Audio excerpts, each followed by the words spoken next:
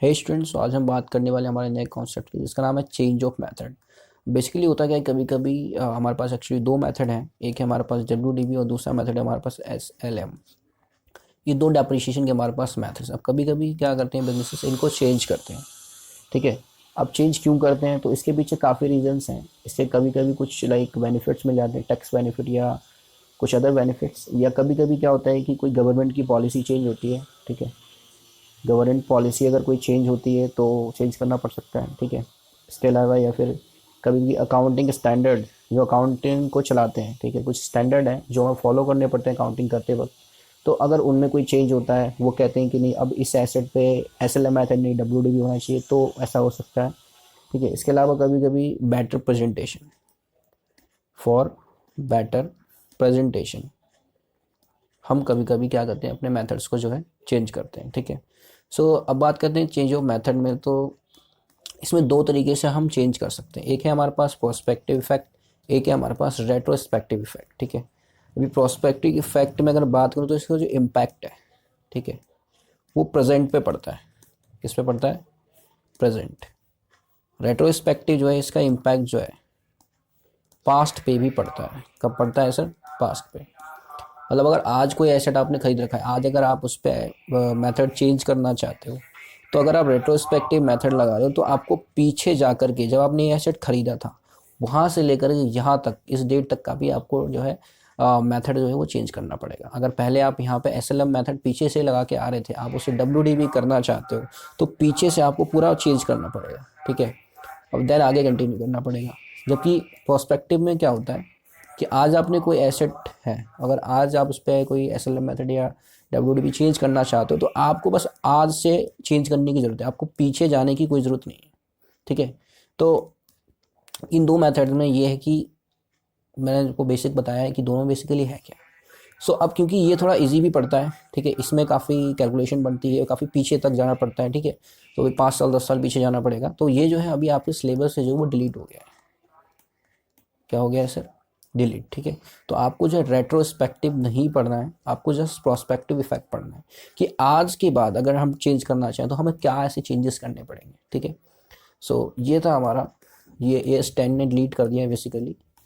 Accounting standard जब revise हुए तो ये स्टैंड ने इसे डिलीट कर दिया। ठीक है। और इसका इम्पैक्ट पास्ट होता था, इसका प्रेजेंट इम्पैक्ट होता है, कोई भी पास से लेना देना नहीं है। ठीक है। सो बाकी मैंने आपको बता दिया कि क्यों चेंज करना पड़ सकता है। ये बेसिकली गवर्नमेंट पॉलिसी या अकाउंटिंग स्टैंडर्ड या बेटर प्रेजेंटेशंस, या कई बार बिजनेस से कुछ बेनिफिट्स के लिए भी यूज करते हैं। ठीक है। सो अभी मैं एक दो एग्जांपल थोड़े से हम यूज करते हैं प्रोस्पेक्टिव इफेक्ट के, कि किस तरीके से हम डेप्रिसिएशन को चेंज कर सकते हैं। ठीक है। आज जो मैं डिस्कस करूँगा वो थोड़े से बेसिक्स होंगे। ठीक है। उन बेसिस पे नेक्स्ट क्लास में हम जो क्वेश्चंस करेंगे, देन आप सीख जाएंगे कि किस तरीके से चेंज ऑफ मेथड का हम यूज करते हैं। ठीक है। सो यहाँ पर मैं एक इलस्ट्रेशन करने वाला हूँ जिसमें मैं कॉस्ट दे रखी है आपको। ठीक है। कॉस्ट दे रखी है, एक मशीन है जिसको आपने 1 अप्रैल 2017 में ख़रीदा था। ठीक है। कॉस्ट ऑफ मशीन जिसको आपने परचेज करा था 1 अप्रैल, यानी कि 1/4/2017। ठीक है। इसको आपने परचेज किया था 1 लाख रुपीज़ में। ठीक है। देन इसकी रेसिडुअल वैल्यू दे रखी है, रेसिडुअल वैल्यू, इसे आप स्क्रैप वैल्यू भी कह सकते हो, 7776। फिर इसकी लाइफ भी दे रखी है, लाइफ दे रखी है इसकी 5 ईयर्स। ठीक है। अब हमें इतनी इन्फॉर्मेशन दे रखी है, अब फिर क्वेश्चन ने कुछ डिमांड करी है। क्वेश्चन कह रहा है कि आप रेट ऑफ डेप्रिसिएशन बताओ। क्या बताओ? Rate of depreciation. ठीक है। दोनों मेथड से आपको SLM मेथड से भी बताना है और WDV इस मेथड से भी बताना है। पहली डिमांड तो क्वेश्चन की ये है। ठीक है। फिर इसकी क्वेश्चन की जो दूसरी डिमांड है वो कह रहा है कि rate of depreciation in 3rd year by straight line method. जो हमारा इसका 3rd ईयर होगा, ठीक है, उसका हमें जो है डेप्रिसिएशन रेट बताना है। 3rd ईयर का रेट ऑफ डेप्रिसिएशन जो है हमको बताना है। वो भी तब जब जो बिजनेस है वो पिछले 2 साल से, जो फर्स्ट एंड जो 2nd ईयर है, बिजनेस से यूज करा है WDV मेथड।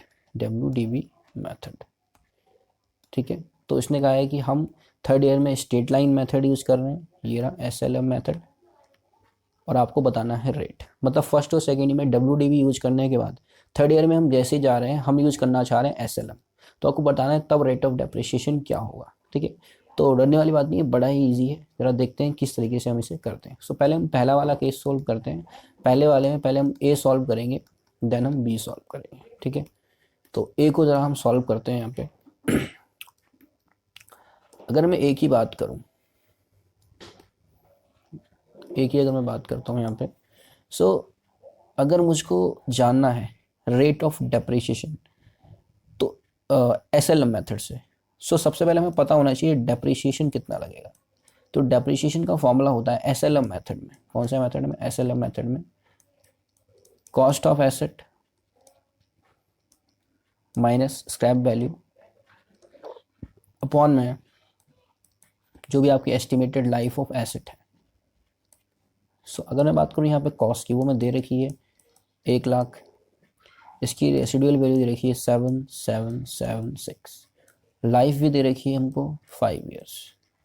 तो अगर मैं यहाँ पर इसका डेप्रिसिएशन का अमाउंट निकालूँ, दैट इज़ 18,444.80, ये इसका अमाउंट आ गया। अब अगर मुझे इसको इस डेप्रिसिएशन के अमाउंट को अगर मुझे रेट में चेंज करना है, ठीक है, रेट ऑफ डेप्रिसिएशन परसेंटेज निकालनी होती है कभी हमें, तो 18,444.80 अपॉन में हम कॉस्ट को लिख लेंगे। कॉस्ट कितनी है हमारी 1,00,000, ठीक है। और जैसे ही मैं इसको मल्टीप्लाई करूँगा 100 से, ठीक है, तो जो हमारा रेट ऑफ डेप्रिसिएशन आ जाएगा हमारा 18.444, ठीक है।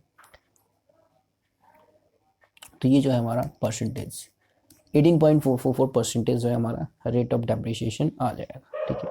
अच्छा, अगर हम सेम इन्फॉर्मेशन पे, जो हमें इन्फॉर्मेशन गिवन है, इसी इन्फॉर्मेशन अगर हम WDV का रेट निकालना चाहें रिटन डाउन वैल्यू मेथड से, सो वो कैसे निकालेंगे ये देखते हैं। WDV मेथड, ठीक है।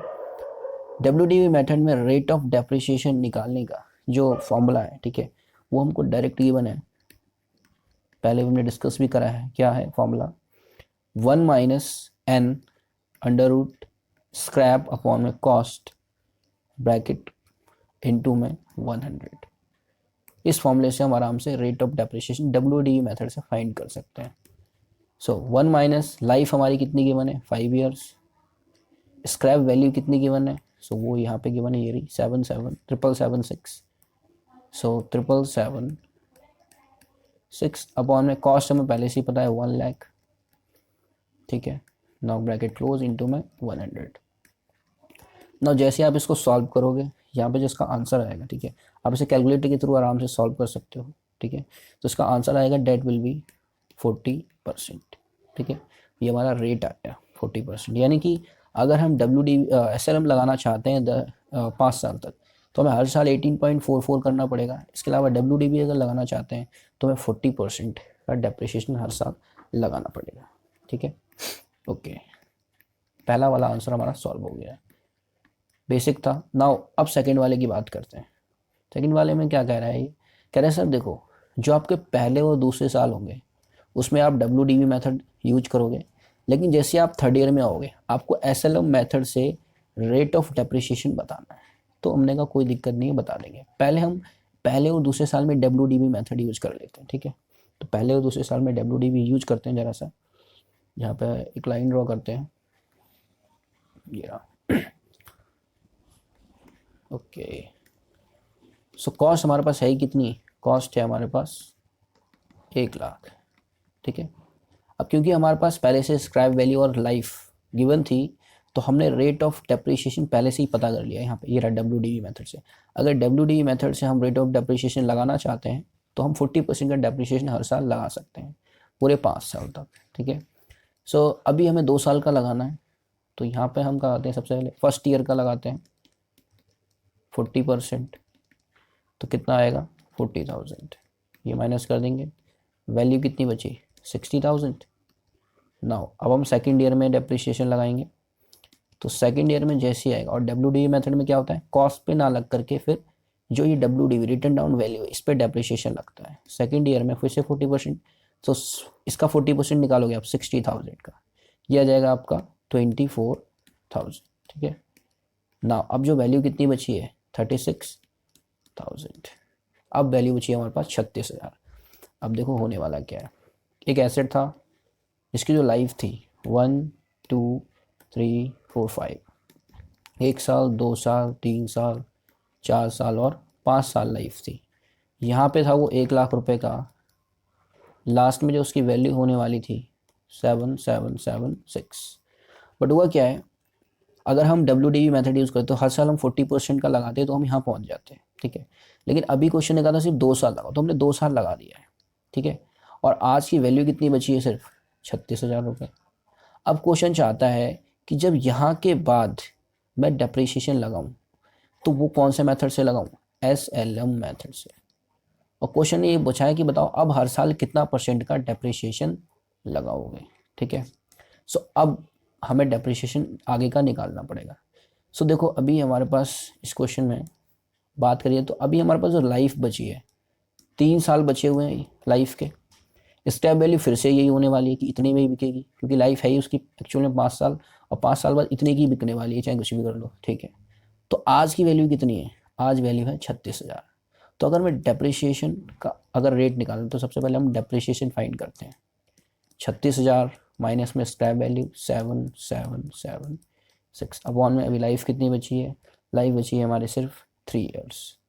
तो यहाँ पे हम 3 से डिवाइड कर लेते हैं, इसलिए 36,000 डिवाइड बाई 3, कितना आंसर आएगा, एनुअल डेप्रिसिएशन आएगा हमारा 9408। और अब अगर हमें रेट निकालना है, रेट ऑफ डेप्रिसिएशन, तो कैसे निकालेंगे, 9408 को हम डिवाइड कर देंगे किससे, कॉस्ट से, जो कि अब हमारे लिए कॉस्ट कितनी होगी, अब तो हमारे लिए यही कॉस्ट होगी, क्योंकि अब हम पीछे से कोई मतलब नहीं, हम यहाँ से बाद अब SLM मेथड लगाएंगे। तो मल्टीप्लाई कर देंगे 100 से।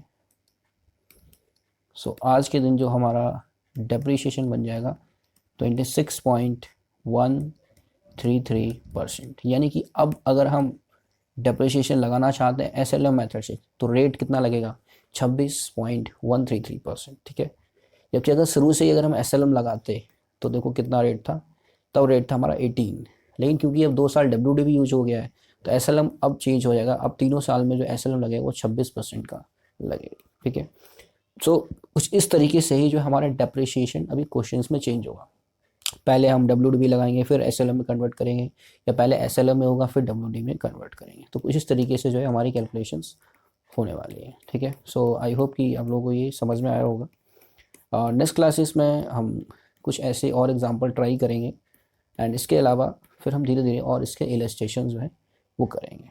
सो मिलते हैं हम नेक्स्ट वीडियो में, तब तक के लिए बाय।